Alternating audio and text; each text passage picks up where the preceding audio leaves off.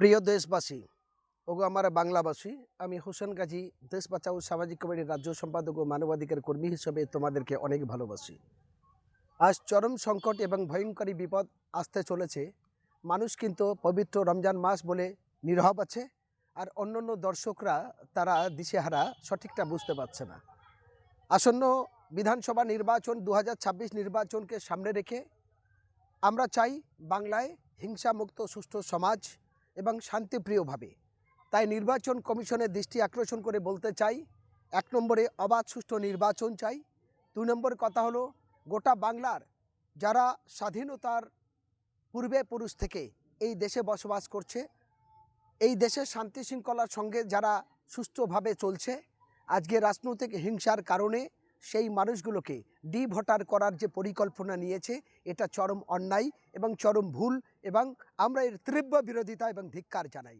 আমি বাংলাবাসীর কাছে আবেদন রাখতে চাই, বাংলার সমস্ত সামাজিক সংগঠন, গণসংগঠন এবং সমস্ত রাজনৈতিক দলের নেতৃত্বের কাছে বিনয়ের সঙ্গে আবেদন রেখে বলতে চাই যে বাংলায় 2026 নির্বাচনের কেন্দ্র করে যারা ভোটের স্বার্থের জন্য কিছু মানুষকে নাগরিক অধিকার কেড়ে নিয়ে বেনাগরিক করার যে চক্রান্ত করছে, তাকে ধিক্কার জানাই। আমি বাংলার মানুষের কাছে বলবো, যদি এই যে তালিকা প্রকাশ হচ্ছে, এই তালিকায় বাংলার একটিও মানুষের ভোট অধিকার কেড়ে নেওয়া হয় এবং নাগরিক অধিকার কাড়ে, এবং তাকে তার ভোট অধিকার যদি বঞ্চিত হয়, এই তালিকায় যদি তার ভোট অধিকারের জায়গা নাম না থাকে, আমি দয়া করে বাংলার প্রত্যেকটা জাতি, ধর্ম, বর্ণ নির্বিশেষে সমস্ত শুভবুদ্ধি সম্পন্ন মানুষের উদ্দেশ্যে বলতে চাই, আপনারা ভয় পাবেন না, দিশেহারা হবেন না।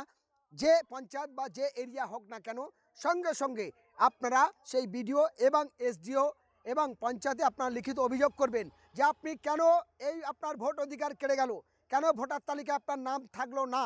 সঙ্গে সঙ্গে আপনার পুরানো ভোটার সেটাকে জেরক্স করবেন, ভোটার লিস্ট জেরক্স করবেন, করার পর আপনি কমপ্লেন করবে। যদি তাতে না হয়, আমি হোসেন গাজী দায়িত্ব নিয়ে বলছি মানবাধিকার কর্মী হিসাবে, আপনারা সঙ্গে সঙ্গে আপনারা আমার সঙ্গে যোগাযোগ করুন।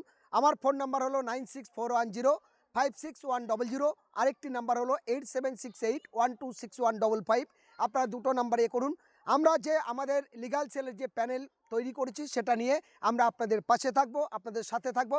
আরেকটি কথা বলি, যারা এই যে ভোট অধিকার কেড়ে নিতে চলেছে, যে সমস্ত মানুষ যার ভোট দিতে পারবে না, ভোটার নাম থেকে তার লিস্ট থেকে তার নাম বাদ যাচ্ছে, এই নামের জন্য একদিকে যেমন বিজেপি স্বৈরাচারিতা অন্যায় করেছে, তার সাথে সাথে বাংলা তৃণমূল কংগ্রেস মমতা ব্যানার্জি মানুষকে বোকা বানাতে চাইছে।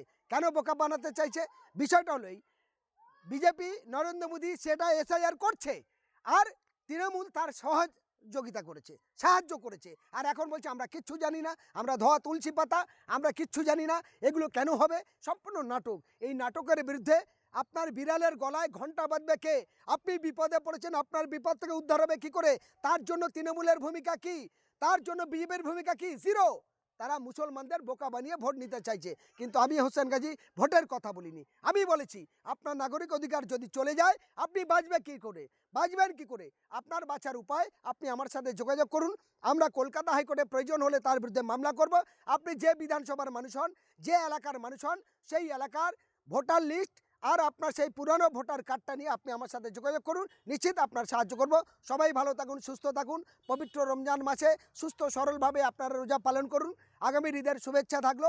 এবং নির্বাচন কমিশন কি সুন্দর নিয়ম করেছে, এখানে 14 কোম্পানি সেনা নামিয়ে দিয়েছে, তারপরে ভোট ঘোষণা হয়ে যাবে, মানুষ দিশেহারা হবে, তখন সঠিকভাবে সে তার তালিকা সঠিকভাবে নাম সে তুলতে পারবে না। এটা হলো তৃণমূল বিজেপির চক্রান্ত, মানুষকে বোকা বানিয়ে ভোটে নেবে।